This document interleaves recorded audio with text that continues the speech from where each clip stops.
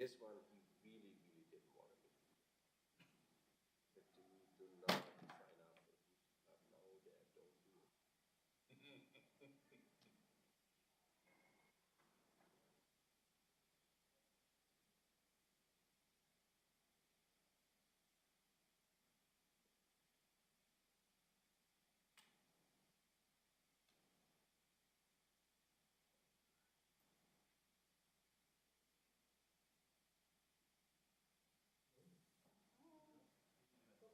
Good morning. How are you? Don't get up, don't get Okay. up. How You are doing you? okay? I'm doing Good. good. How are you? Good. Good. What you up to? Same. Same.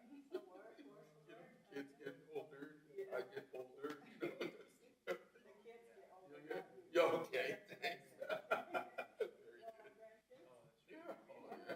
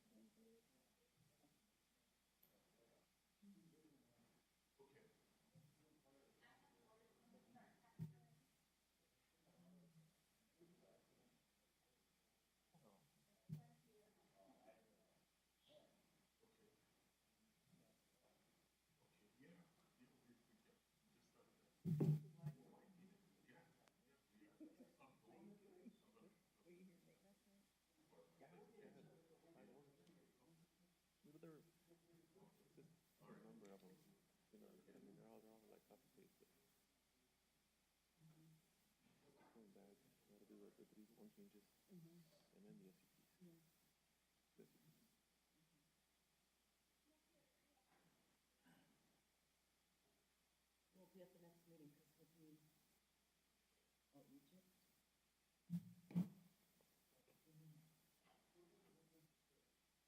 Wherever you like. Or do you want to mix it up there? And then, this is Andres too, he's gonna be also presenting. Remember Andres, don't you?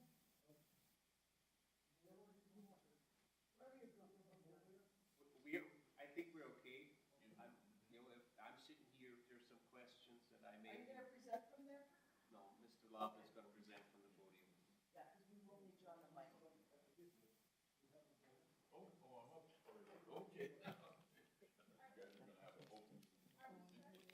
Not yet. You're not No, up yet. I'm not up yet. Okay.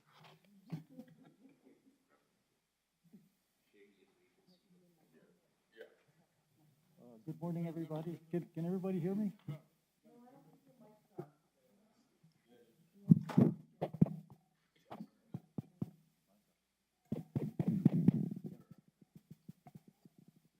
Good morning, everybody. Welcome to today's meeting.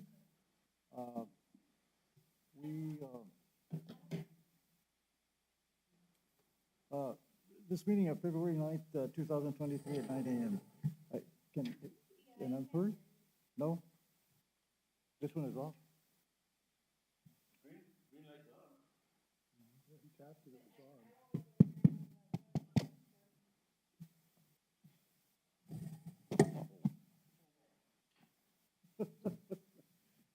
Okay, and thank you very much, Janine, for setting it up as a roundtable. Kind of, this is probably one of 3 meetings we've had regarding roundtable discussion.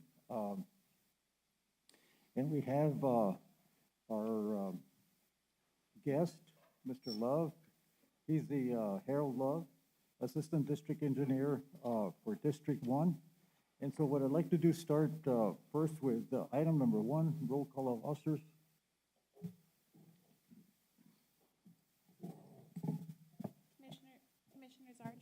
Commissioner Zarges, Here. Commissioner Herrera, Here. Commissioner Montañez, Commissioner Lear, Here. Commissioner Castañeda. I'm here electronically. Thank you. Vice Chair Zarniak, Chair Acosta. Present. Approval of changes to the agenda, item number 2. Move the agenda as presented. We have a motion on the floor, and it's been seconded by Commissioner Herrera. Any discussion on the motion? No discussion? All those in favor, say by saying aye. Aye. All those opposed, ayes have it. Item number 3, approval of minutes. Item number 3. Oh, all right. Item number 5, new business. I know that Mr. Love is a busy individual. We don't want to tie him up too long. And thank you very much, Albert, for having, and all the planners and all the staff, requesting Mr. Love to be here, and we do appreciate that, Mr. Love. Thank you very much for attending. There's been a lot of discussion on many projects. And basically, I guess it's, I would call it probably functional or classification of highways, maybe. People have requested information on different roads. And so if you can give us, if anybody here, Sean or anybody, if you want to ask any questions, you're free to do so. Acknowledge the chair, and then so we can get the progression into the meeting. Mr. Love, Yes. thank you so much for being here. Oh, you're welcome. Okay. Got a little presentation here just on the projects that we're focusing on, active and future projects. Okay, Sunland Park study. This is actually a project being sponsored, I think, by the city of Sunland Park, and it's to do a trail along the Rio Grande, and they're currently in the design phase of developing this trail. The next project is Airport Road Sidewalk Project, another local lead project. I believe it's sponsored by Doña Ana County, and it's to put sidewalk facilities along Airport Road. Let's see, another county project, the Industrial Avenue grade separation, which is to basically bring an Industrial Avenue over the railroad tracks. And that's a very important project, I know, for the county, the industrial park, and also for the DOT, because that's part of the bypass in the area is industrial park. So. Okay, next project is a New Mexico State University project being for Arrowhead Drive multi-use trail. And they're doing a study to develop their a multi-use path for their Arrowhead Drive facility. Okay, now we get to a DOT project. This is our I-25 capacity study, and basically goes from Loman to Doña Ana interchange. And part of this project work that we're looking at doing is, one, 6-laning I-25 between Loman and US 70, and also looking at the Engler, building ramps at Engler and turning the Engler grade separation into an interchange. And also along with that, we're looking at Thorpe Road and seeing what kind of improvements we can do on Thorpe Road right there at Doña Ana interchange. Next project, New Mexico 213 corridor study. That's going from Chaparral to Texas state line. That's part of our big project that we're working with TxDOT on the Borderland Expressway. And as you know, we're finishing up the interchange at I-10 and 404. We just started construction on the 404 widening, and then the 213 is the last part of that to connect it to Texas. University Avenue multimodal project, we're almost completed with that. That's University Avenue from Main to Avenue de Mesilla, and we're going to be widening it, making it multimodal sidewalk facilities and biking facilities.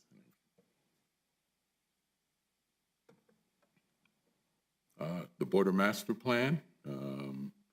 It's, that's where we meet with all the stakeholders in the border area and develop a master plan for commerce and freight.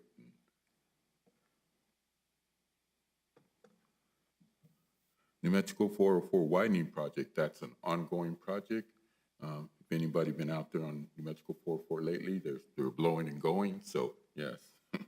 And yeah, the purpose of that is to, is part of the Borderland Expressway. And the Borderland Expressway, anybody don't know, it's, the idea of it is to create a freight route that basically can buy, you come in on the east side of El Paso, and then you can go around El Paso and come in through New Mexico and get on I-10. That's the purpose of it. And El Paso TxDOT really needs this because if they're going to, for the work they want to do on I-10, they need to have a bypass for the traffic. So.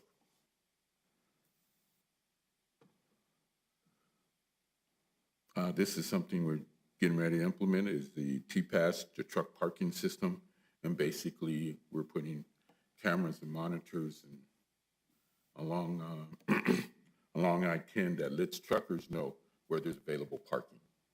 So they can like drive and see like the next rest area, there's available parking there and so they can do their stops that they need to do as required.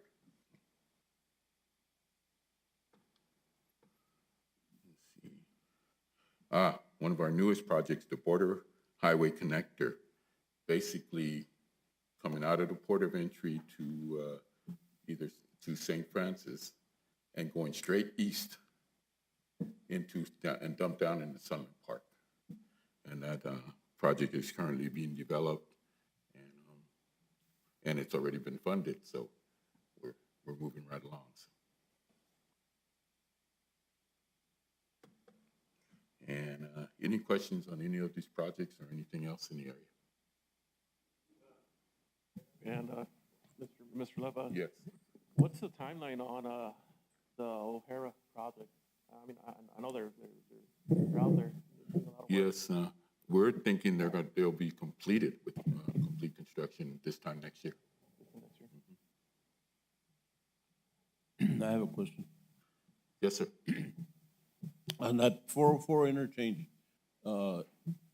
why was the road from the fire station to Anthony Drive not included in the improvement? Because it's like they stop right there in front of the fire station or just before the fire station, and it's still a one lane on each side to Anthony Drive there where the Pickwick is at, or the Circle K now. Well, I know we did a project a couple years back from where the Pickwick is up to where to the interchange, and so at the time that was the project. The way it exists now, that was the project designed at the time. Yeah, I was at the I'm a former trustee for the city of Anthony when New Mexico DOT did a presentation to us about 4 years ago, something like that. And they said that they were going to have right there a connector lane to 4th Street and improve that area when the next project came around, which was the bridge replacement and all that. And that never happened. I don't know if the plans changed or what, but right now it's just right there at the stoplight on 460 and 404. There is no access to 4th Street to Anthony. You have to get on 460 and then drive south if you want to go back like to the VFW or to the new project that the city of Anthony is doing at the Dos Lagos Country Club. So I was just curious why that didn't happen. Another question that I had from some residents in Anthony. On the 404 project there at the bridge, is there any plans to bring any infrastructure into that area? Because the city of Anthony has indicated that they might annex property in that area for future, infrastructure like truck stops or anything, if that West Mesa Road ever gets built and cuts through the valley and hooks up with O'Hara. So it's just a projection for future consideration. Sure. Is there anything in the works for that you know of in that area? I'm not aware of any future developments. The only future development that been made aware of is, like you said, the golf course and how they're planning to develop that. So.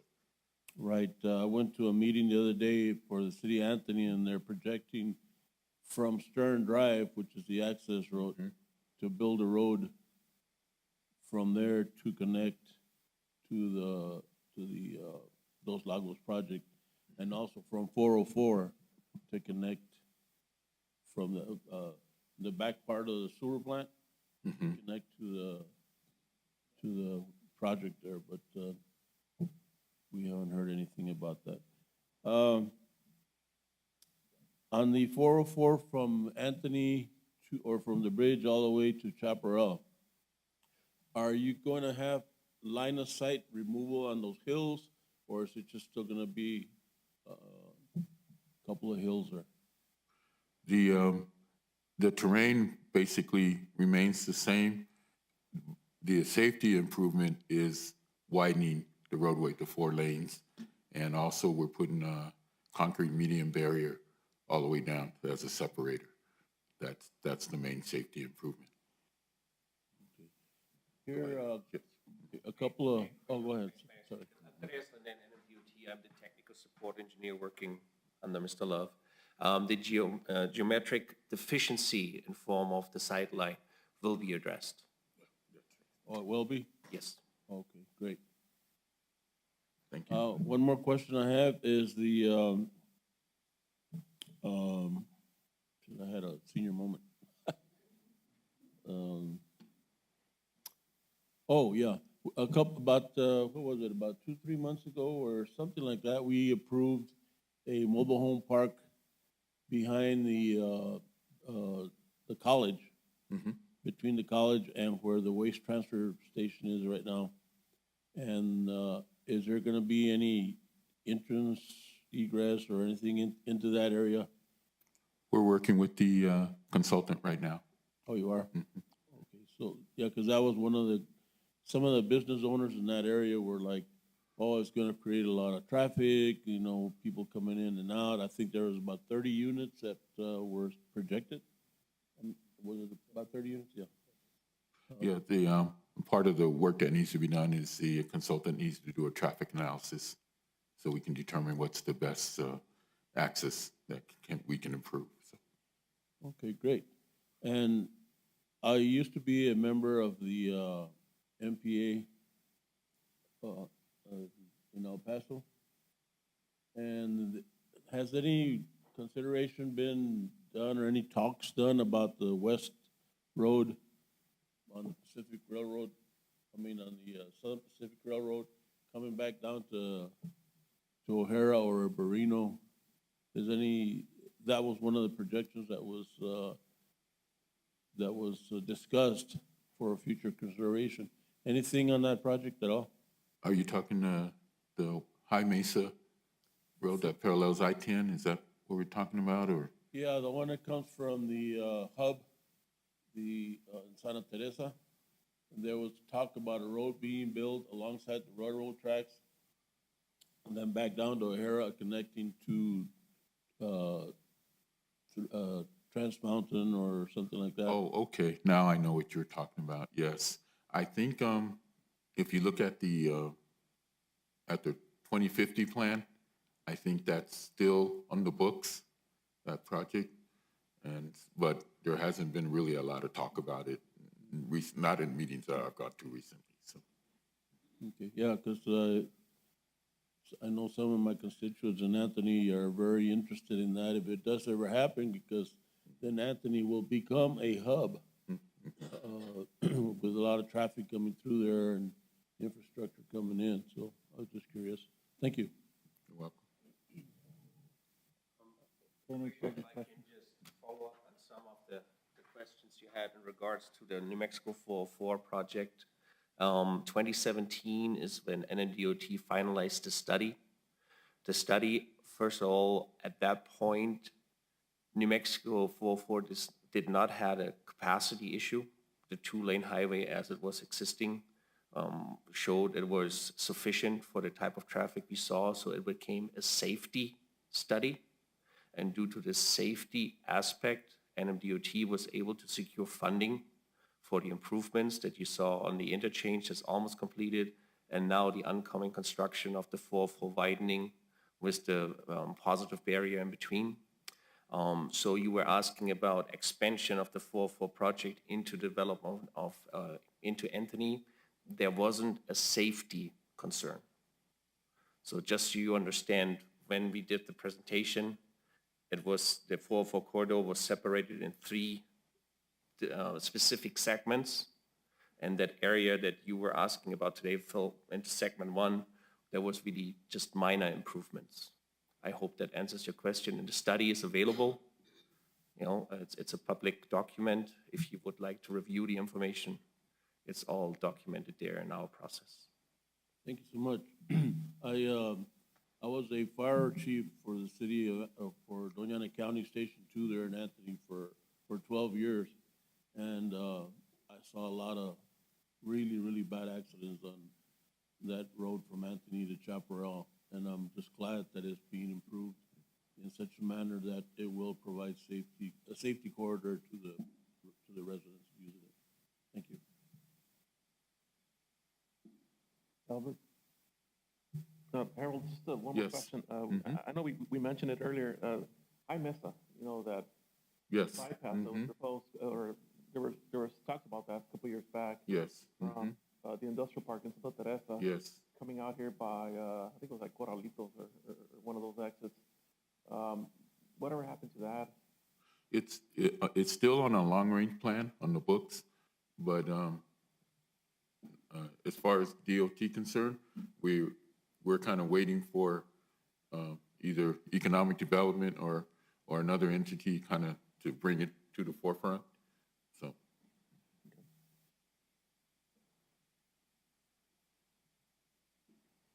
Thank you. Commissioners?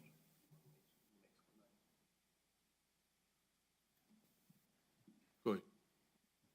Well, yeah, okay, yeah. We are doing a upcoming study on New Mexico 9. We're looking at doing improvements to that road from Santa Teresa all the way to Columbus? Lordsburg, yeah, all the way across. And the main reason for that is they're building a huge wind farm in the middle of New Mexico, around Corona or something like that. And so and there's a new size of wind blades that are coming through now, 280 feet. And so that's going to be part of the route of getting the wind blades to Corona, is to come down New Mexico 9 and come back to the interstate to go around. So, and then also New Mexico 9 is oversized, overweight detour that we use when the oversized overweight can't go on I-10. So we're going to do a study to see how can we improve that to handle that kind of traffic. You said improvements to Highway 9, which I use quite a bit of because I have a lot of relatives in Columbus. No. Is it going to be like just repaving or flood control issues or and you're saying all the way to the state line? All of the above. So what kind of improvements are you looking at? Drainage, the dips that are along that road, adequate shoulders, and also structural improvements to the pavement itself to be able to handle the oversized, overweight loads. Good.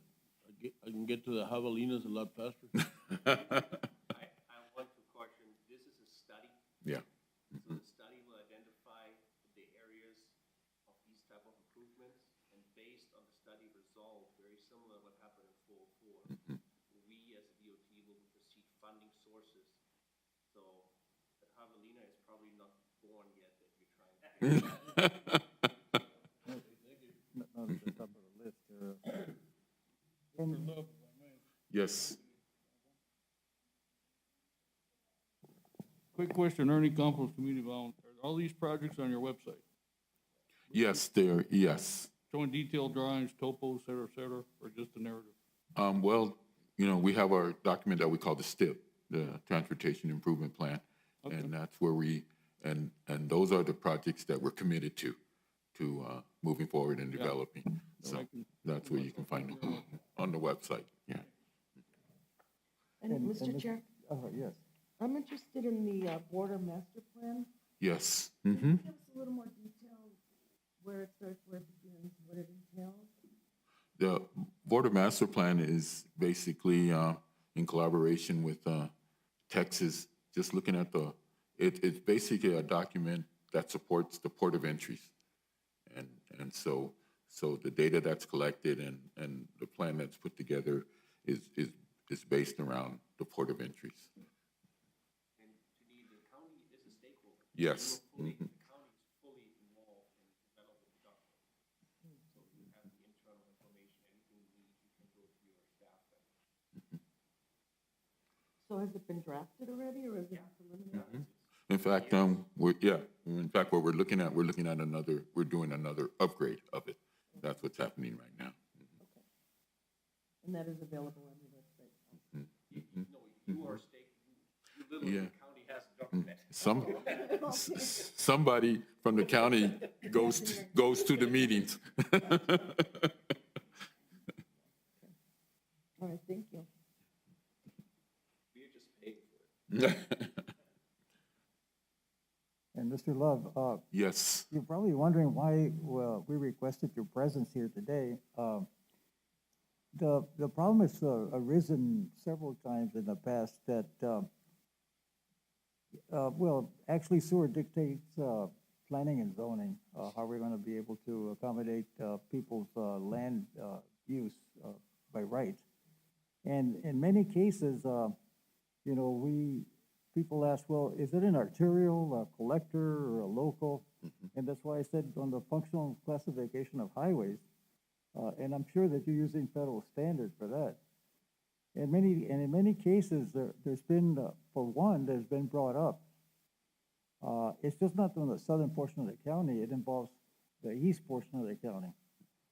And we have Highway 70 on east and west axis. And there's some chokers there off of Highway 70 and Sonoma Ranch, and then going up towards the mountain. Are there any plans for traffic counts there, or was that long-term planning? Where can we find some of the statistics to alleviate problems that have risen already? A lot of complaints have come up, well, how do I ingress and egress Highway 70 when you don't have the safety standards applied to those areas, and they should have been applied to those areas way back before Sonoma Ranch Boulevard was actually put in place. Is there any plans for any of that? It's hard to answer the question because I need to be a little more specific of what safety issues there are and. Well, we have subdivisions in that area. Yes. Come up, and there's been traffic analysis have been conducted. And, Yes. And when you look at it physically now, on the growth rate, I don't even know what the growth rate is in that area. There's a lot of backup traffic in there, and it becomes a safety issue for entering Highway 70 on a westbound basis. And I know that there's two reliever routes there, which would be a gateway east and a gateway west, one way. But still, it's not enough to accommodate traffic flow as we see it today. Do you have any information on that? Also, or any future plans? if I understand you right, what you're saying is US 70 is getting to a point where it doesn't have the capacity to carry Capacity, right. the traffic that's being built out. And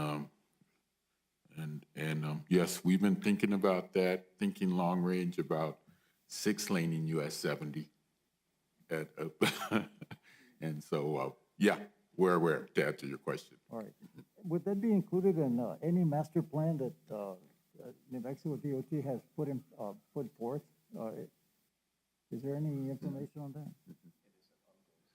It's an ongoing study. Study? Okay. And the other one also was on the off-ramp of I-25 South at University, and it's actually I-25 south of the New Mexico State University, and entering I-10 west. Yes. Mm-hmm. The solar array there, we've discussed that many times, it becomes a real safety issue entering there. There's no acceleration lane there at all. That is on our radar, yes. Is there any plans for that in the future? We're currently doing a study to look at that whole section of I-10, I-25 from I-25 University all the way through I-10, I-25 interchange all the way to University and I-10. And part of that study is to determine whether an Arrowhead interchange needs to be built for the university. And because that's within that corridor, within that study, yes, we are that been targeted as part of the study to look at. And just quick correction, it's an ongoing study. We already looking at it. Right. Yeah. Mm-hmm. Right, westbound, yeah. And do you have any information on heavy road use traffic coming both east and west on I-10? We see a lot of heavy road use traffic there. In the event that there's any major subdivisions west on I-10 for us in the county, there's actually no reliever route there between, just past the airport, Las Cruces Airport, right? You can't get in there, right? Do you have any plans for that exit off of that Pilot truck stop or Love's truck stop? As far as On like, the actually north side of the west, just west of the airport. Are there any future plans on that? On the off-ramp? I'm sorry, I'm not quite understanding the issue. Well, there's been many concerns on that off-ramp at the Pilot or the Love's truck stop. Mm-hmm.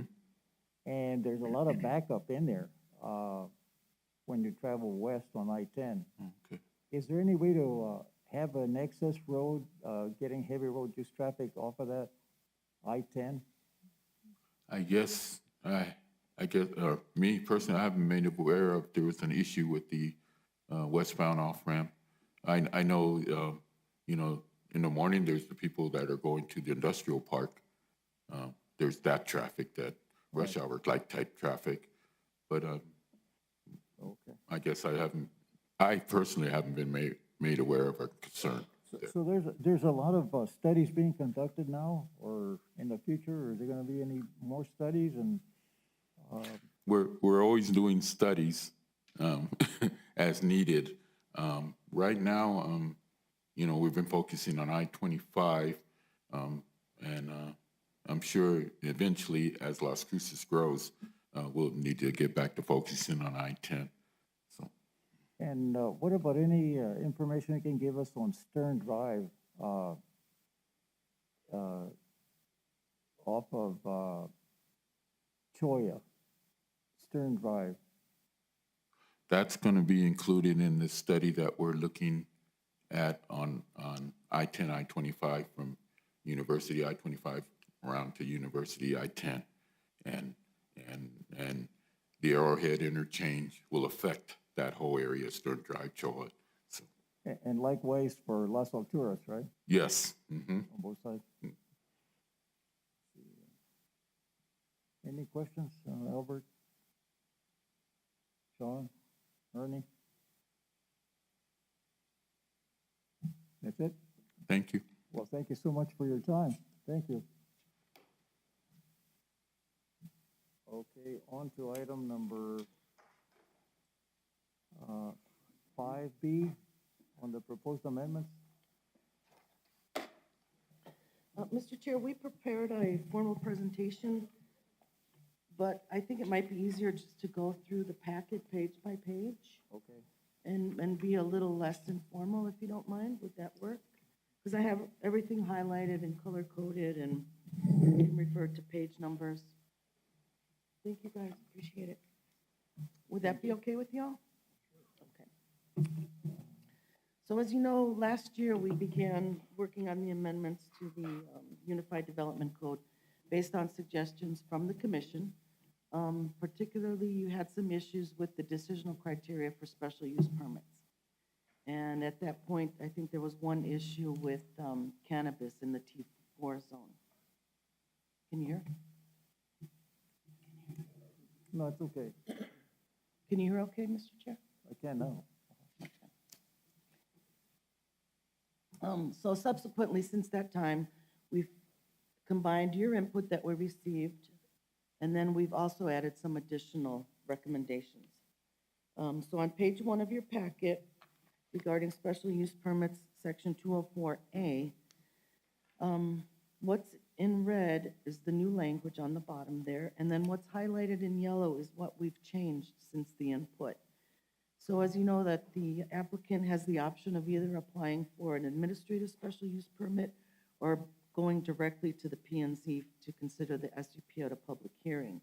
And so we're proposing to add the phrase, however, if there are any code violations on the property that cannot be remedied by the special use permit, the violations shall be corrected before the public hearing is scheduled, and then staff may require that the applicant proceed directly to a public hearing. Now, the reason why we're adding that last phrase is that at this point, we've received complaints for zoning violations. For instance, there may be a business that doesn't have proper zoning, and the only way to get it to be corrected would be by a special use permit, so that we know that the neighbors are already, aware that it's not legal. We feel that it should just come to a public hearing so they can discuss the issue at hand with you in a formal setting, rather than having the applicant apply for a special use permit, delaying the process, giving them another additional 30, 45 days. We figured it's just easiest to go to a public hearing, since we do have complaints on that. One quick question. I recall a couple of meetings ago, someone was out of, was in violation, and I remember making a motion, and we talked about triple fines. Is there going to be any language put into here about the fine process, or is that going to stay administrative? We do have a separate ordinance that does triple fine if you begin a project that needs a building permit without a building permit. That's already in the UDC, yes, sir. So that's typical for anything started without a permit. I just trying to make sure it was written down somewhere. Okay, any questions on that recommendation? Okay. So then moving on to page 2, under the application procedures, when someone applies for a special use permit, they have to submit a narrative. And then we're on item 1, indicating the reason for their request and the purpose and use of the property, the scope of work, hours, operations, etc. And at the suggestion at the work session last year, I believe it was Dr. Zerniak who said, let's pull in the best management practices and have the applicants address that with their application. So we added a simple statement that says, so they need to submit their scope of work, etc., and the best management practices that will be utilized to optimize resources to prevent or reduce the discharge of pollutants and fugitive dust control. Now, this statement is reflective of what the definition of best management practices are. So we're asking the applicant to address that in their application so we can further evaluate that with the decisional criteria. Okay? and then below item 5, we're just making a clarifying statement that the county can ask for additional analysis if need be, and that the applicant pay for that expense. And we didn't have any changes from the last year. And then moving along to section C1A, for an administrative SUP, they do need to put signs on the property that we supply. So we're asking to clarify that statement, that the signs shall be posted on or near the property line, and they shall be maintained by the applicant. I want to add the phrase maintained by the applicant, just to make it clear that the county's not going to go maintain it, the applicant has to maintain it, and they do need to post it on or near the property line, so passerbys can read it easily. They don't have to trespass on the property to go read the sign and whatnot. And then we're proposing that language also in item 2 below for the public hearing SUP. Okay, any questions? Okay, so then item D below, the decisional criteria, we're also adding, just to clarify, that the proposed SUP supporting documentation and the site plan shall be consistent with the health, safety, and general welfare per the intent of the chapter. So that's one thing we will look at in the decisional criteria. And then we're also adding a phrase, and there were no changes from the last work session, that the county, whether it's the zoning administrator, P&Z, and the BOCC shall use the following general criteria, and we may require additional information be presented when we're reviewing special use permits. And then we're further stating that the burden of proof shall rest solely with the applicant, and it shall clearly demonstrate how the proposed SUP shall meet the following decisional criteria. So we're just going into a little more detail of what we will be looking at. And Janine, I have a question about that. go ahead. So this would be submitted prior to the hearing, or would this request be done at the hearing? This would be submitted prior to the hearing for staff to review if we see something.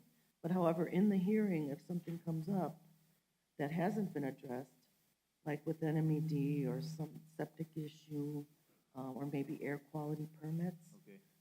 you can request that additional information be provided and then postpone the case at that point. Okay, that's what I was wondering about.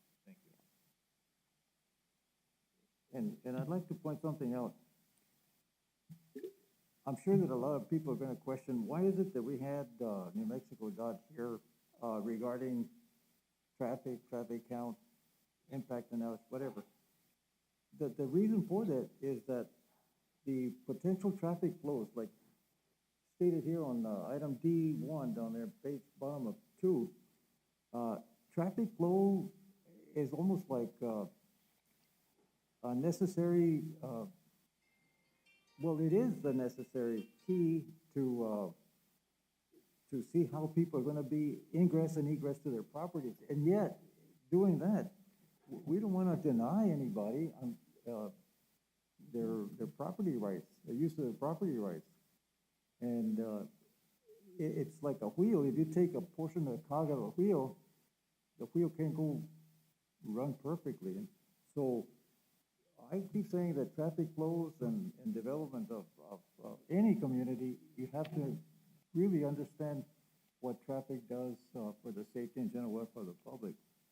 And that's why we requested that DOT would give us an analysis of what's going on out there. But as Mr. Love said, he said, everything's under study, basically. Mm-hmm. And a lot of people want concrete evidence. And so how are we going to give them anything? So the tool that we have is that we have planners, and we have a good staff, Sean, and planning, that will give us an idea as to what could and could not be done protecting the public from potential hazards. Like I asked a question about 70. It's under study, but I mean, when you physically look at what goes on 70, it has been a major concern of all the people that live in that area. And I still say that the best foot forward should have been way back. Now it's the horses are out of the gate. Now we're trying to see how we can get correction to that problem that happened many, many years back. And of course, how is it that we can predict population growth? There's going to be a migration of people coming in because of many conditions, economic conditions and weather conditions. And so we need to plan on that. And I thank you, Janine, and the staff for planning all of this. Thank you so much. And Yes, it Ernie, was- glad to have you here. He's the first in line seeing all these cases, so thank you so much for being here. Thank you for being here. Sir, can you repeat that? Oh, thank you, yeah, absolutely, thank you. Well, I guess when somebody, you know, when somebody comes into, with a request for whatever, cannabis or whatever, the chain of command is what? Janine or Albert? Or do they see you first, or who do they see first? Can you repeat that? Yeah, chain of command, how does they go? Ernie works the front counter. And so he basically sees everything coming in, right? On cannabis, special use permits, and then it forward off to staff, right? So I'm glad that you're here. Thank you so much. Go ahead, Janine, item number 3. I mean, page number 3. Good information. Thank you.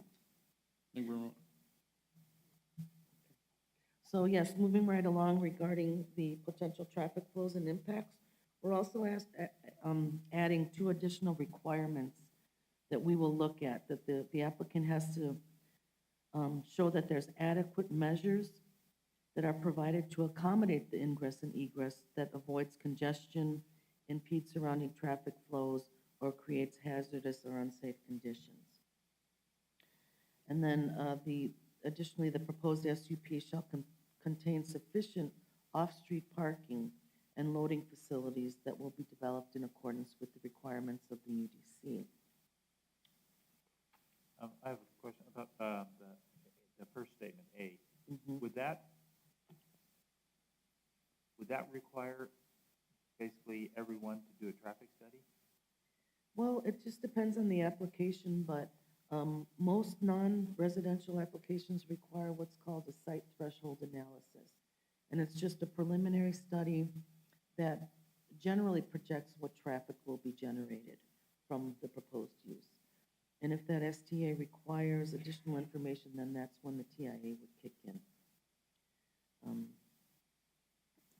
But in this particular case, where they may have to do A-cell, D-cell lanes in some of them, and, you know, just to show that how the traffic will flow and not create a hazardous or unsafe condition.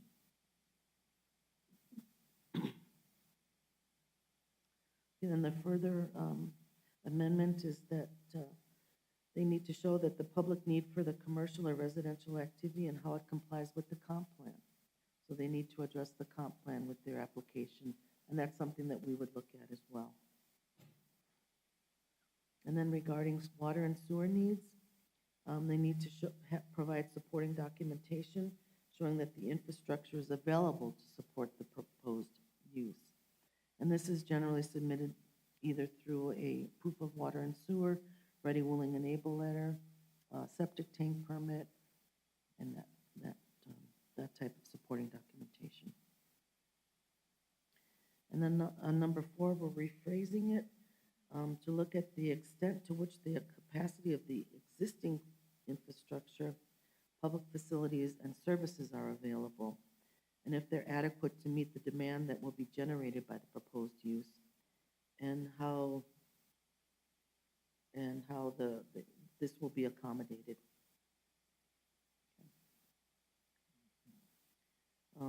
And 5, regarding environmentally sensitive areas, we're adding that they address how the SUP will mitigate the affected areas if there are some environmentally sensitive areas in the vicinity. And then 6, the impact of the SUP because of its size and intensity on surrounding properties. They need to show how it provides a positive excuse me, impact on the adjacent properties and show that it is not detrimental to the public health, safety, and welfare to the neighborhood. And then finally, circling back to the best management practices, we're asking them to demonstrate by submitting, for example, a schedule of activities, maintenance procedures, or other management practices to the site that would optimize the resources to be used to prevent or reduce the discharge of pollutants. Any questions on those? Yeah, I have a question. It seems like numbers 3 and 4 are basically asking the same thing. I believe 4 is tying everything in together, the roadway network, the water and okay. sewer. Mhm. And looking at the entire picture. Okay, all right. Okay, but good question. Okay, so then moving right along to E, we're just adding a phrase in there, and you can see it highlighted and underlined in red, that the SUP shall not be considered as establishing a binding precedent to grant other special use permits. So what we're stating is that everything's reviewed on a case-by-case basis, and no precedent will be set by approval or denial of the application. Alrighty, and then G below, we're just adding the word conditions to the order for the special use permit. So in addition to provisions and conditions.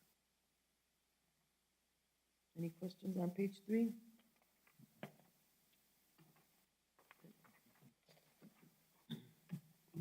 And then I'll go ahead and turn over the cannabis to Albert on page 4. I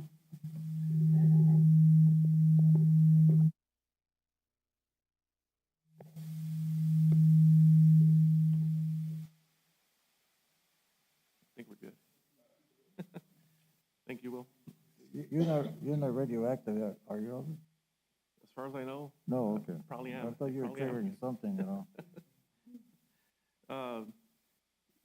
So it's going to be almost a year already since the state started issuing licenses. You know, it was back in April when they first started handing out licenses to cannabis growers and producers, micro businesses, and all that. It's going to be this year when we actually had our first cannabis case approved. You might remember the guy off of Navajo Trail, who we gave him a conditional special use permit. And basically, you know, he was allowed to grow 50 plants and up to 100 if after a year, you know, building services went out there and, you know, checked out the facilities where if there were no complaints. And as far as I know, he's good to go on that. So starting this year, he'll be able to grow up to 100 plants on his property. Correct. Albert, Navajo Trail is off of Westmoreland, Yes, sir. Camino La Reina. Up in that area, there was a church that applied for a permit there, right? And they didn't follow code and because of the grubbing, right? Is that area up there? Yeah, it's similar. It's in the same vicinity out there. All right. But that church, they got appealed and everything. There were some conditions that they had to meet. Never came in. Never met those conditions. So the SUP was basically revoked. So that's it's dead in the water right now. But anyway, so that cannabis micro business on Navajo Trail, you know, quarter acre, you know, half acre lots, pretty much a residential area. You know, that one wasn't interesting, especially because it was one of our first ones. When we were working with the cannabis amendments, you know, in the beginning, we had recommendations specifically for growing facilities in the middle of residential areas. I think our original recommendation from staff was to require special use permits in areas that were zoned, you know, D1, D1L, D2, and that kind of stuff. You know, and then so, you know, we went through all the hearings, we went through all the motions, and by the time it got to the DLCC, basically they were, well, we can't treat it differently than anything else. If somebody can apply for an ag assessment, you know, in a residential lot, and if you're meeting all the minimum requirements, then we should allow it all across the board. And that seems to be the issue so far. But because of that, we've had some interesting scenarios. And we've kind of now looked at some of the facilities that have been approved. And, as staff, we decided to come back together and, and come up with some proposals, at least for areas that are in residential areas that are in recorded and platted subdivisions for cannabis microbusinesses. So when you look at the top of here of page 4, we have that A category, and A basically means that if a property does have that ag designation. So what we're or assessment, ag assessment, not the zoning. It's a separate thing. It's basically an ag assessment is what you obtain from the assessor's office for tax purposes. But if somebody has that ag assessment, what we're saying is that for a cannabis microbusiness, for a cannabis microbusiness producer and a cannabis producer, a public hearing and SUP shall be required if the property is located within a recorded subdivision with lot sizes that are 1 acre or less. That's what staff is recommending at this point. So if you're in a subdivision right now and you have that ag assessment, and if there's lots in there that are 1 acre or less, so a little bit more with a higher density, then we are requiring a public hearing through the special use permit process. So it's not even administrative; it's a public hearing that somebody has to obtain.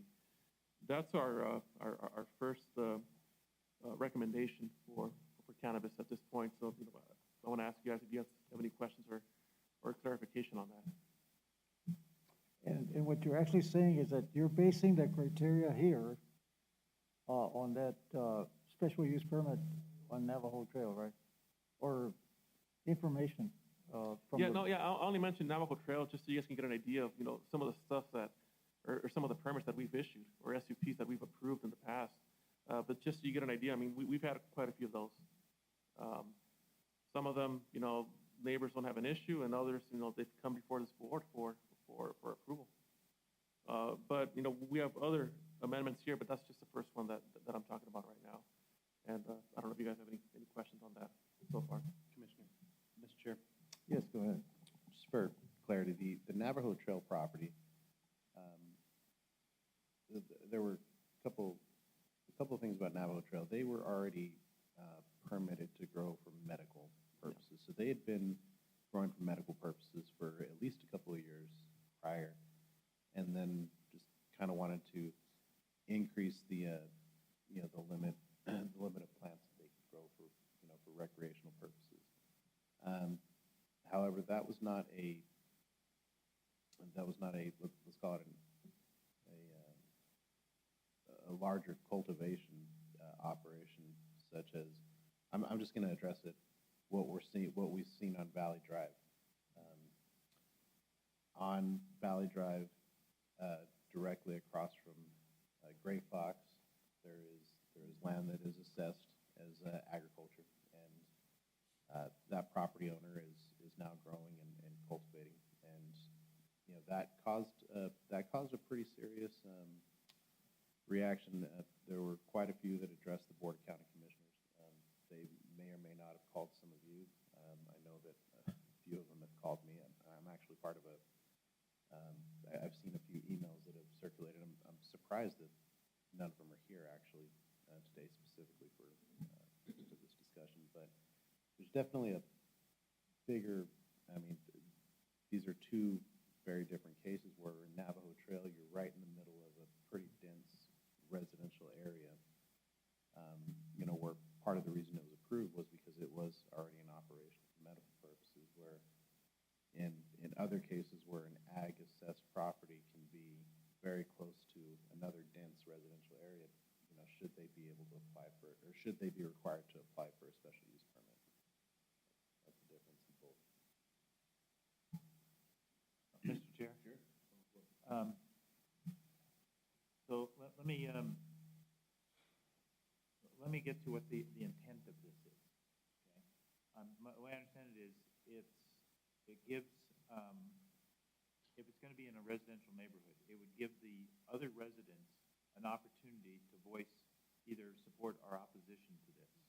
That's the intent of doing this. Yes, basically through the special use permitting process, there's that notification component to it, signs, letters, legal ads on the newspaper. So, Okay. yeah. Great, thank you. And actually, the reason why we are proposing it is exactly because of your example, Commissioner Montañez.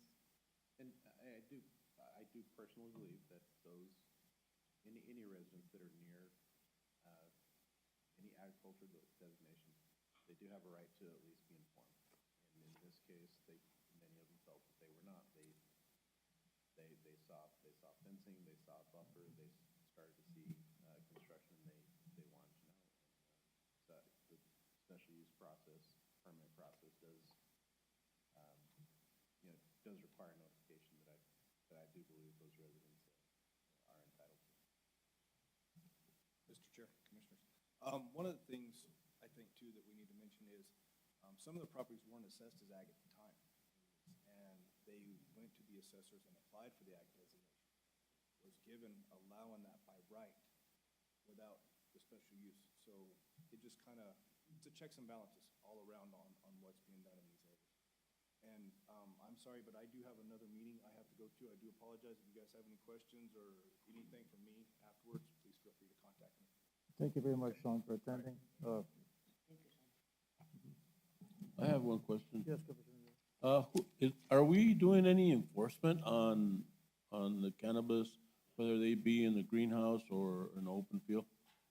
Is the county doing any enforcement at all, other than the state's supposed to do it, but are we doing it? Mr. Chair, Commissioners. I do get calls from the Cannabis Control Division from time to time. If they have an inquiry on Navajo Trail, for instance, I did get a call from CCD because there was a complaint of the cannabis being grown. I let Cannabis Control Division know that they were in compliance. Like Albert said, the last time we went out, it was myself and Fire Services that went out to check the facility. They're in complete compliance with the special use permit.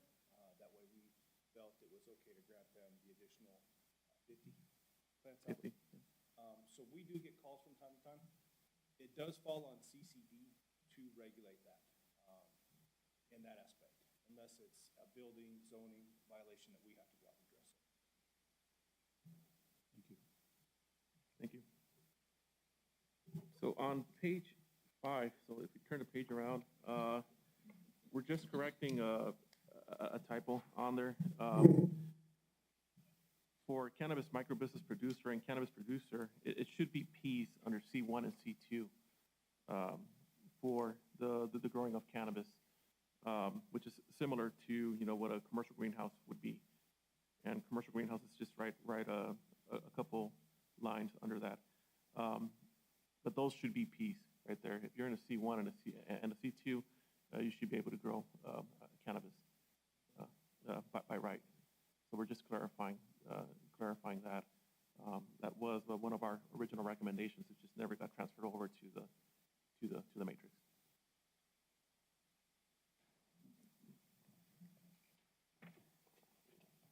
On page number 6, we've added two categories. We never really had a definition or a category for medium manufacturing. We had light, we had heavy, but medium was just never addressed. So we've included that in there under I-1 and I-2. And then we've also added another separate category for community solar facility. And those are basically, so we've added a bunch of S's there for special use permits under the different zoning, or basically the residential zoning categories. And we've added Ps on C1, C2, and C3. And they were already allowed by right under all the industrial categories. But I'll go more into depth right now in a little bit on community solar.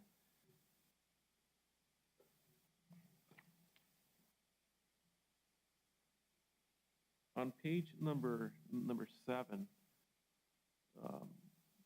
and actually towards the bottom here on number 7, The way it was written before, it actually, by right, it allowed any cannabis establishment in the T4 zone. So meaning that if, if you had if you're surrounded by houses, you didn't even need a special use permit. You can just go and apply for it, and that was it. But now we've added this language in here saying that if you had an established retail business already, and if you had an existing county business registration at the time, then now it's being allowed.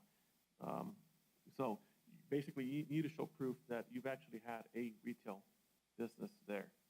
If it's a new application in the T4, then you have to meet all the requirements. But basically, that's the only exemption that's there. You got to show proof that it is an actual business.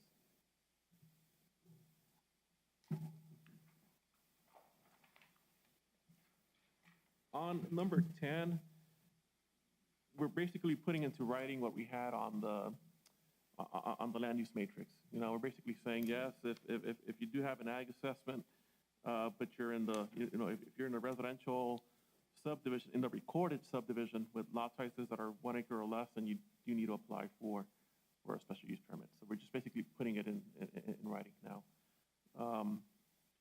Number 11, we were talking about some landscaping and buffering requirements for those growing facilities. What we added in there for micro businesses and micro business producer and your regular producers is that we're wanting to see a 12-foot wide landscape buffer. So if you can envision this, if you have a property line 12 feet in, that's your landscape buffer. And your fence should actually be 12 feet away from your property line. So that way there's not a fence right straight up to your property line and then all the landscaping is inside where you can't even see it. So the idea is to have the fence 12 feet from your property line, and then, between your property line and those 12 feet, that's where you're gonna have all your landscaping. That's the idea behind that. What's the current buffer requirement right now? There isn't one? It's basically, we're treating it as ag. So we recommend it, but it's not a requirement. And, okay, so basically it would only be the fencing. That would be the only buffering requirement right now. But right now in the code, there's really nothing in there. So you said from the property line into the fence is 12 feet, and then from the fence in would be the 12-foot strip of landscaping. Did I hear that right?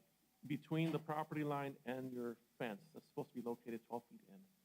Okay, now is that the landscaping area, or is the landscaping area, the landscaping area is gonna be outside of the fence? Yes. Okay. Yeah. All right, thanks. Right. Albert, give us an example.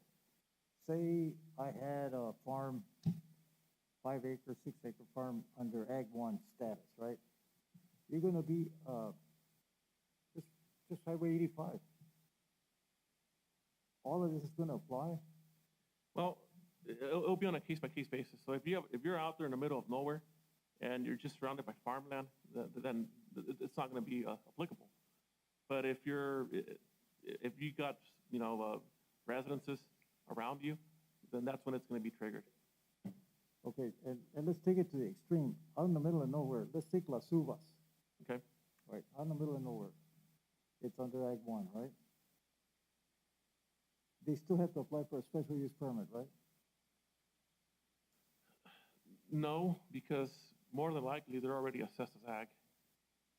They already have that ag assessment, and they're probably on 20 or 100 acres out there. So that's not that they wouldn't have to apply. This is only if if you have a half-acre lot or a 1 acre lot in the middle of a subdivision, then you would have to apply for the special use permit. But if you're out there, you're assessed as ag, you got your 5 acres, and you're just surrounded by farmland, then it's already allowed by right. Okay, now let's go back south. Take La Union Road. All right, there's 2 major subdivisions there that we approved way back. Yeah. And they're under Ag 1 status.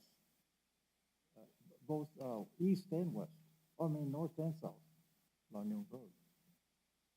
So they would have to apply for a special use permit, right? So if it's one of those lots in there, inside the subdivision that want to do a cannabis microbusiness, they would have to apply for a special use permit, even if they had that ag assessment. Okay. But if it's the next door neighbor behind them, if it's the farm behind them, they wouldn't have to apply for a special use permit, but they would have to buffer, their growing area Okay. to the subdivision. I'm trying to mentally picture what we're getting into here. All right, thank you.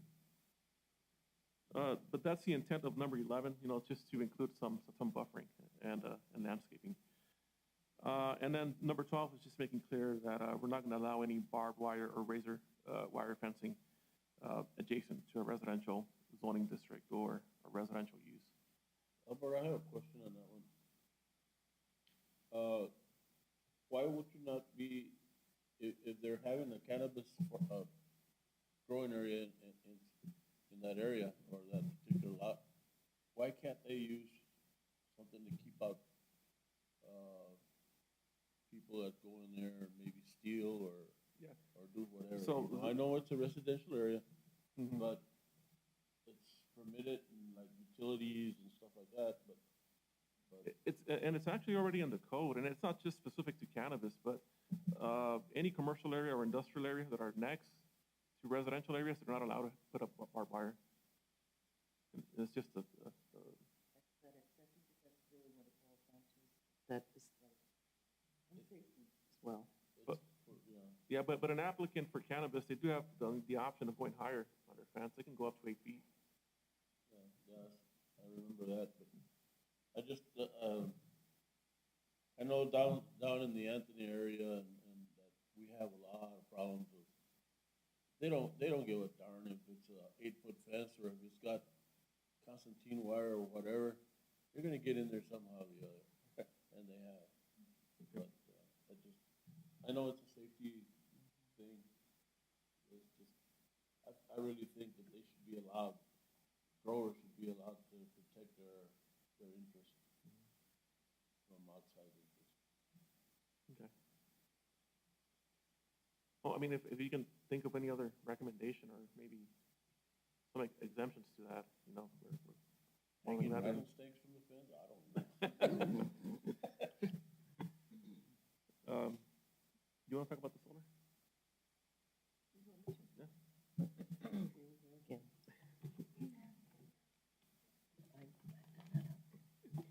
Okay, so we're proposing a brand-new community solar facility section. And it relates to what the city of Santa Fe has adopted. So we're kind of using their standards and just putting it in writing. This is what we've been using all along. But it's more in general terms, and it's specific also that we need a detailed site plan. So in Section 8, we go ahead and address the Community Solar Act, which was House Bill 84, and give a brief definition of what the community solar program is all about. We've used this in our case analysis. I'm sure you're very familiar with it. So that's the introductory paragraph. And then we identify what the requirements are. So in H1, they need to submit a detailed site plan showing all the proposed and existing improvements that meet the specifications of the existing section 350-208. Okay. Janine, on that item H, Dr. Zerniak recommended that we would put I guess this is on a case-by-case basis, a bond? Uh-huh. Is it still on We there, have or- addressed that, yep.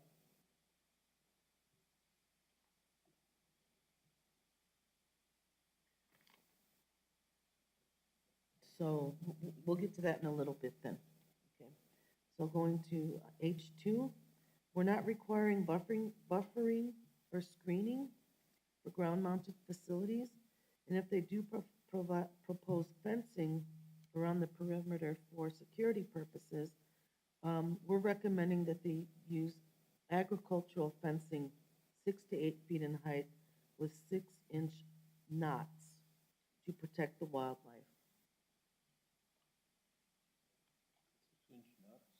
That's that wire fence, agriculture fencing. Yeah, that's what they call it, the technical term. And then in number 3, for the external access roads and driveways, we're stating that they can be reduced to no less than 20 feet, providing they have adequate drainage controls. And then we're allowing that the surface be hardened, hard-packed dirt with a compaction rate of 95% for their maximum density. And then if this access road adjoins a paved road, they will need to provide a asphalt or concrete apron to protect the pavement. So we're also requiring a SWIP, the Stormwater Pollution Protection Plan, as well as a grading and drainage plan at the time of either a construction or building permit. And then we're also requesting in number 5 that they provide their state approvals. They provide the approval from the state that they can build that facility. And then in number 6, we're also asking that the disturbed areas shall be reseeded with drought-tolerant native plant species for pollinator-friendly habitat, and that the weed and plant materials shall be properly managed to reduce fire risks. Janine, on item number 6, that would be part of grubbing, right? Yes, For, yes. After the facility is built, we would like them to reseed it. And that, well, it's, I guess it's a standard operating procedure for SWIP. It's a federal program. And, you know, it went by me, remediation of soil for environmental, you know, people that have allergies or dust control, whatever. Does the city follow the same guidelines, do you know? The city of Las Cruces? I'm not sure what their requirements are, actually.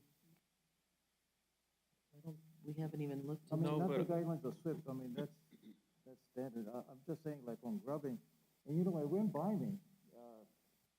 It was kind of hard to get going this morning. On the, you know, I should have asked them, but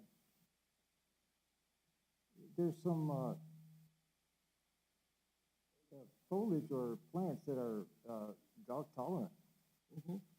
And in many areas where you have a lot of saline soils, alkali, there's a grass called salty.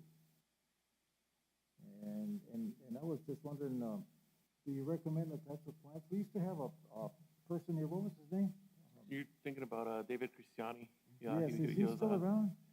He's not with us anymore, but part of his legacy, I guess, and Art Rubio's too, was that when we modified the landscaping section of our code, they did include plants in there that were acceptable and plants that were prohibited because they would take in too much water.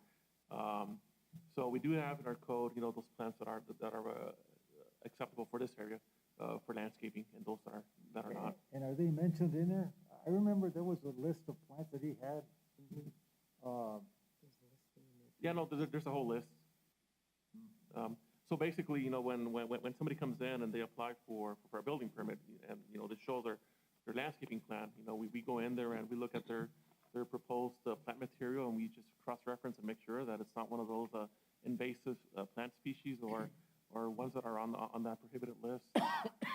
And we find quite a few actually on those. So. And the reason why I ask is, somewhere down the line, we're all going to have to address the issue of water and how we're going to use it. And for some reason, it just falls on deaf ears, No, we're working on that one too. We were able to get DOT today, but eventually we'll get somebody from the state engineer's office to show up as well. And the state engineer, I mean, a lot of people want more information, a little bit more, and I understand that they can't give us too much because it's under study, right? And most normally, the state highway people, the engineers, they always want to have public, input. And so for areas that are gonna be a degradation of soil, how are we gonna remediate that soil if, once it's disturbed, you know? So water usage and who knows what else is out there, right? Yeah, That would but help that's part of us. the number 7 right here. That's gonna be part of the remediation and decommissioning plan that Ginny's gonna talk about next.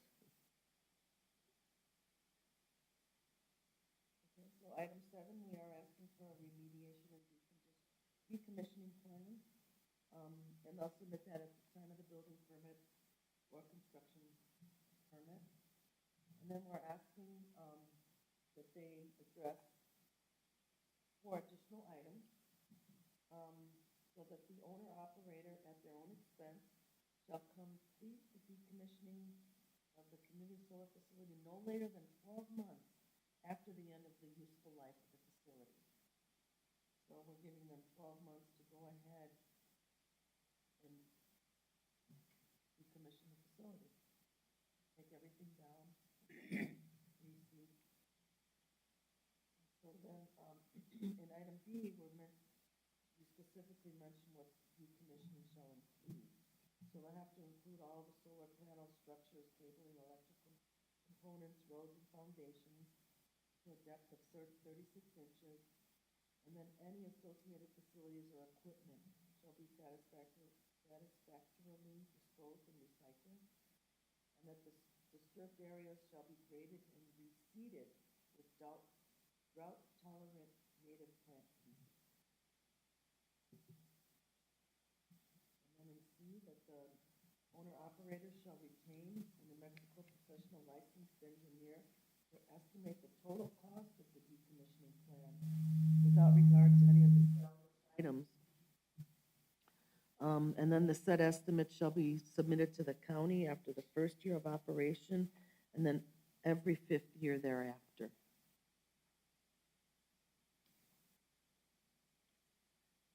And then finally, they shall provide financial assurances that financial resources will be available to fully decommission the site by either posting a bond, letter of credit, escrow, or other financial guarantees to ensure that the site will be properly decommissioned. So those are the requirements that will need to be submitted for a community solar facility. Is, Janine, is Santa Fe requiring a bond or any kind of letter of credit or funds availability or? Yes, they are. Is that, would that be funds that are currently on hand, or is that a projection of funds that would be available at the end of the life of the solar facility? At the end of the life. So And what- we're allowing them to adjust the costs in item C every 5 years. So kind of like a depreciation, And is how what I'm is- looking at it. What has been do we have an average lifespan of a solar farm? Is it 40 years? 30, 40 years. How many years? 30 to 40. And most of the ones that we've been approving, in their presentation, they're saying 25 years. And that's when I asked a couple of meetings ago, why is it just 25 years, you know? These things can go on forever. I think it has to do a lot with the lease agreement that they get.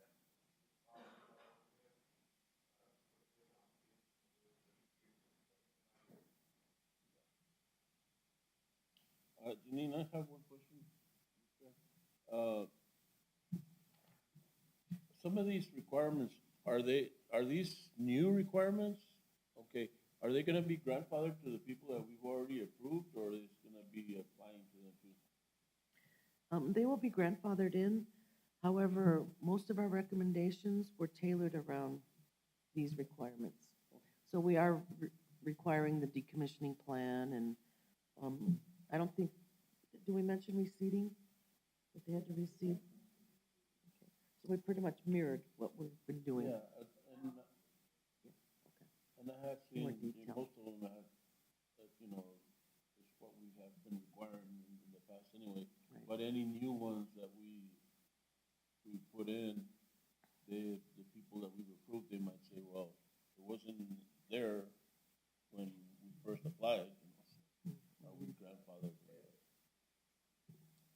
It might not be there right now, but, you know, from those public hearings, we know that they still have a long road ahead.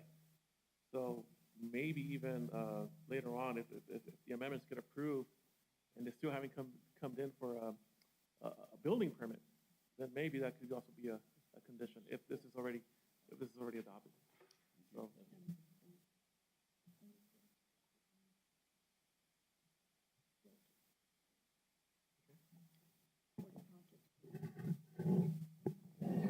Only 40 projects are being approved for the state for this next year. So they have a year, is it, for the special use permit, for them to get their permits and stuff like that.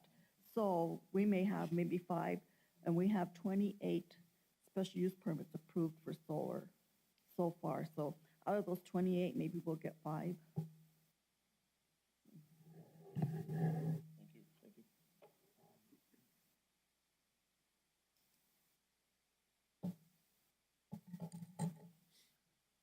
Any other further questions on the community solar requirements?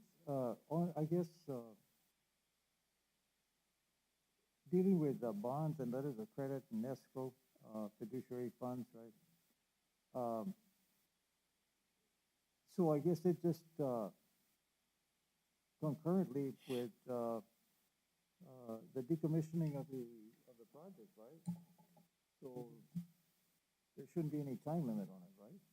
Letter of credit or a bond? Well, they would need to submit this along with their application for the building permit or.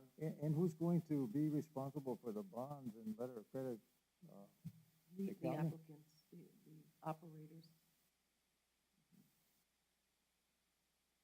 The solar companies. Okay. Okay, and then we're also proposing a new section 2 for renewable energy facilities. And what we're stating in section I. And then what we're stating is that these renewable energy facilities shall follow the same guidelines and requirements as community solar facilities, unless the renewable energy source does not require any site infrastructure improvements or state permitting requirements. Okay. So the idea behind that is that, you know, this whole section that we just talked about, you know, it's just related to community solar. But there's other sources of renewable energy, right? So those will be, you know, on a case-by-case basis. If not, we're going to end up with a 10-page section addressing each possible type of renewable energy and trying to research, you know, what other counties have done for those types of uses. But for now, you know, we think that community solar is probably the biggest use that we'll be getting here in Doñana County. Mr. Chair, have we had any applicants for wind farms? To my knowledge, no. We did the permit for the industrial park, you know, where they're storing all their blades and all that. Right. But for a specific wind farm, we haven't seen one here in the county. And Mr. Love brought up the big one in Corona, New Mexico, right? And the blades are, how long did he say, 230 some feet? 230 feet, yeah. It's gonna be massive. He didn't mention how big the operation was gonna be in acreage, No, he didn't. but he said it's huge, so. Right. Mhm.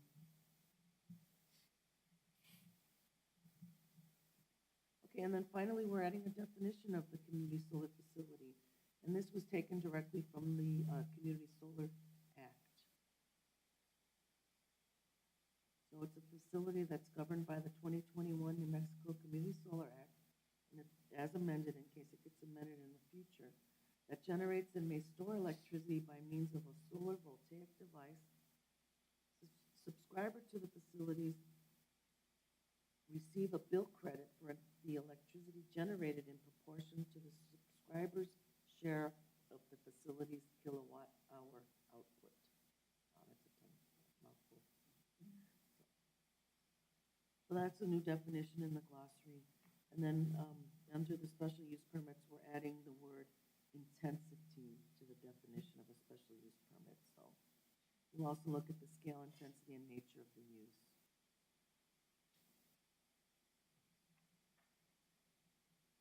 So that concludes amendment number 4. Do you have any further input? Mr. Chair, may I go back to page 1? Yes. I wanted to, We're gonna start I all wanted to over. mention it first, but I wanted to go through it. So it seemed, there was one case in particular that we, that we rolled on, and there was an appeal, and it was pretty highly contested, but it seems, and I just wanted to, to ask this question. I know no real changes to be made, but it does seem that if somebody is in the middle of a zoning violation or any kind of violation, whether they've, it's been discovered that they're operating without an SUP or a zone change or any kind of permit, it seems that they try and go through the SUP process to completely clear them of any zoning violations or completely clear them of any violations that they may have committed.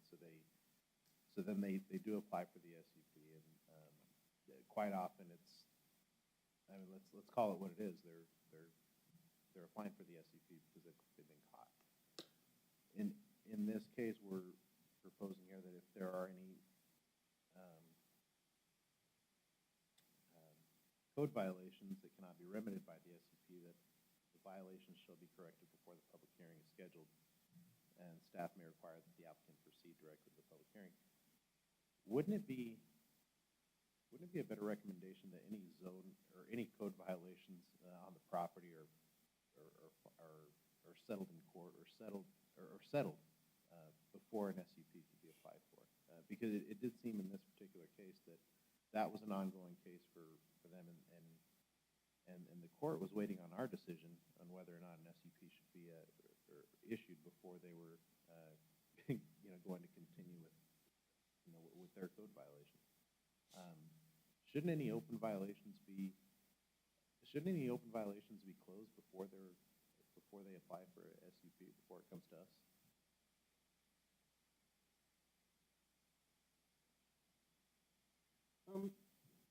That's what we're trying to do in here.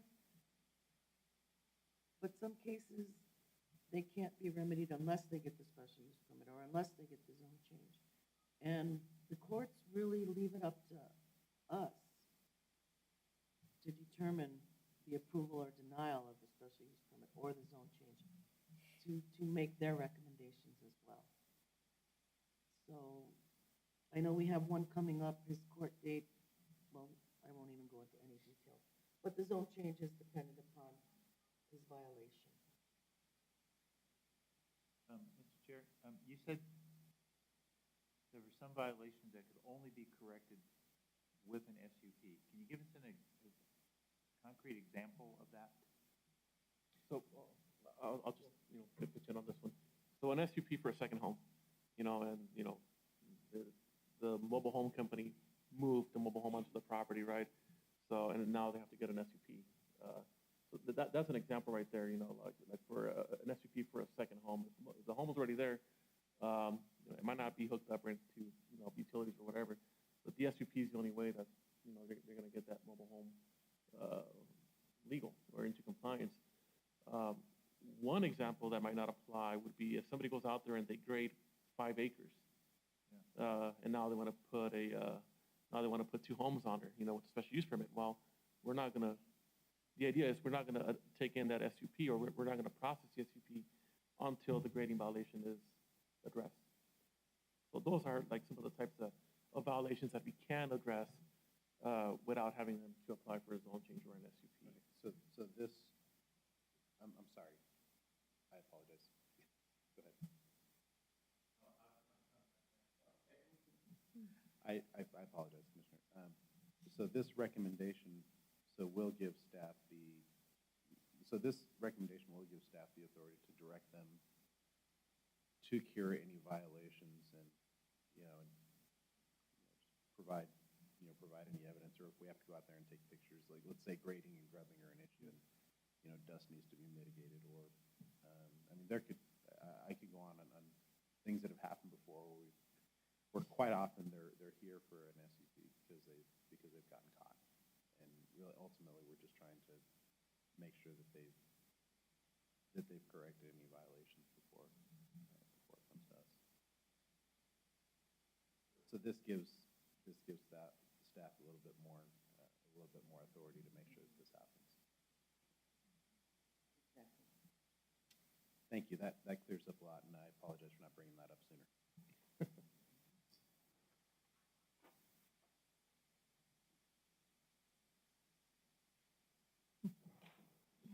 Okay. It's a very robust session. Thank you very much for everybody attending. If anybody asks you out in the public, sometimes we get calls, sometimes we go to businesses and they ask, well, what's going on with traffic and all this? I guess the best answer would be a lot of it is understudy, right? Yeah, right. Contact Harold Love. Well, we wanted, actually, we could have carried it on, but the thing is that, sometimes it's difficult to explain to people out shopping or whatever, or whatever happened on that meeting. I said, well, the meeting was that it was informative, but at least the state engineer is saying everything's under study, so let's see what happens. And if you don't like it, they're going to have probably public hearings, and at that point in time, if it's really a concern to you, then you should attend these meetings. And Commissioner Herrera, when they had the 404 down there, right? How many people attended that meeting up there? Besides the trustees and one other resident, that was it. Not very many people. Now in Chaparral, that was different. When they had the meetings in Chaparral, it was a full house. No. Okay, and that's basically a bi-county community there, right?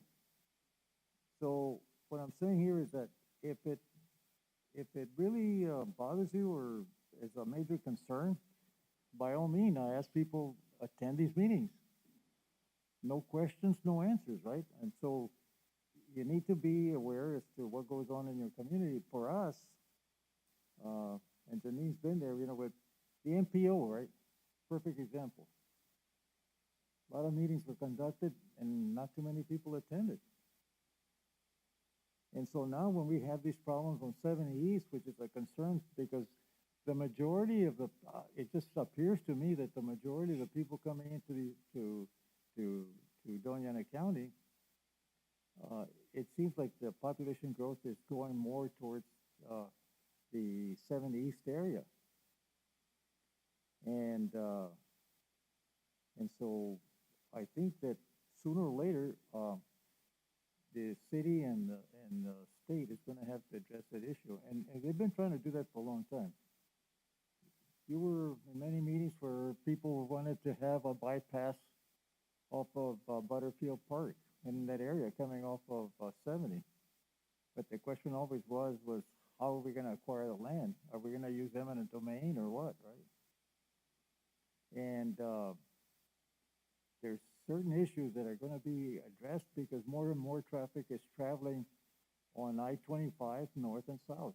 And I could be wrong. I have never seen that much traffic ever since I've been here on north and south axis. And I don't know if people are commuting because of work or they have a business of their own somewhere, and the traffic flow there is really phenomenal. It almost appears to be like the problem they had in I-25 in Albuquerque. So we need to address those issues. And then the other question I have, has anybody done a census data on how much the population growth coming into Doña Ana County? Does anybody put a grasp on that?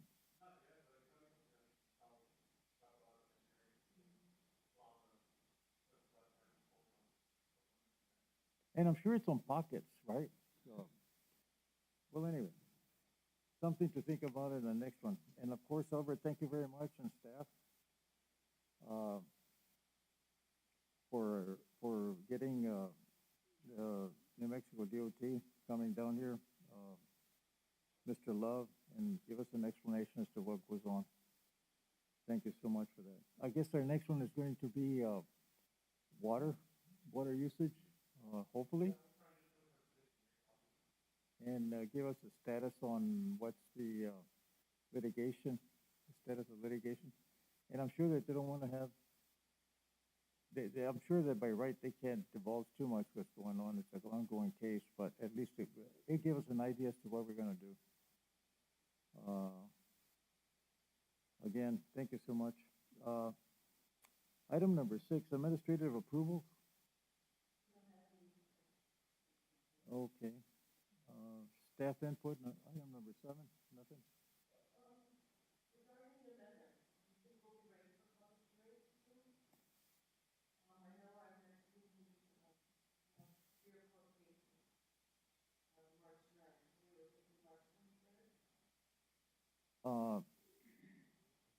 Well, what's the pleasure of the commission? I mean, give us some more time to have input, or what do you want to do?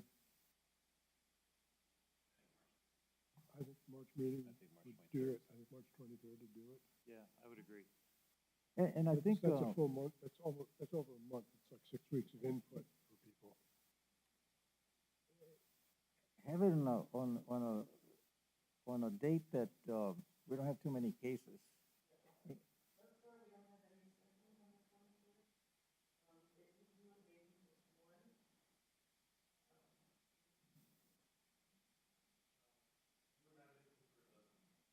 The second meeting of this month, but we do have a couple cases on March 9th. Okay. Unless we have a work session. All right. I guess the last one, I think everybody's in favor of that. Item number 9. Before that. Sure. I'm gonna be undergoing total knee replacement at the end of the month. So I might not make a couple of meetings, but I'll try to hobble in if I can. And you can always do the WebEx. Yeah. Thank you. Wish you Yeah, well. that depends on home therapy, if they're there or not. Okay. You know. Just get yourself a good background on the web. It works. And Dr. Acosta's going to perform the operation on his knee. And you'll be fine with any operation. Just make sure you do your PT. 'Cause I have one. He trusts me quite a bit. Thank you for that, Commissioner. Item number 9. Okay. All those in favor, signify by saying aye. The ayes have it. Thank you. All right. I didn't sign those. So.